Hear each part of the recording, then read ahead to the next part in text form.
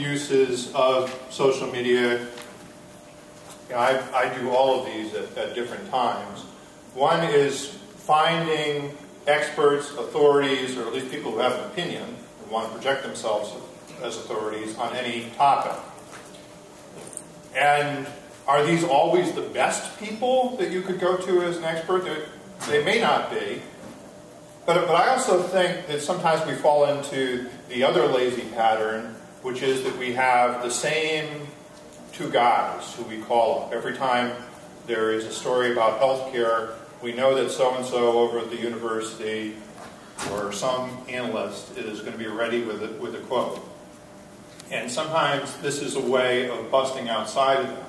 Maybe finding somebody who works at the local hospital who has experience that is relevant to what you're talking about.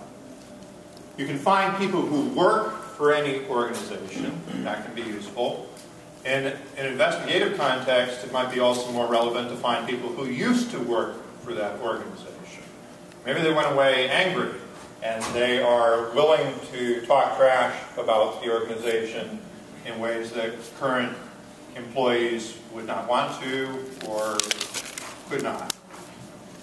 And it doesn't necessarily need to be in that context. There could also be the story about the company being acquired or going to IPO or shutting down, where you want to go back to the people who were there in the early years of this company to talk about, you know, the good old days or whatever, how it started out.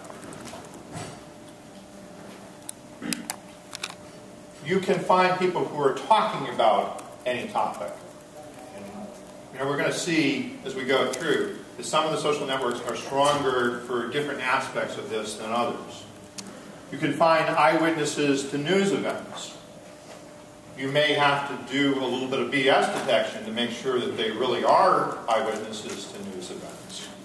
But you find people who are talking right after the incident happens. In some cases, you may be able to identify that they are, in fact, at the scene. If they are posting material from their phone, in many circumstances, their GPS coordinates will be attached to that post. It's possible to search by location.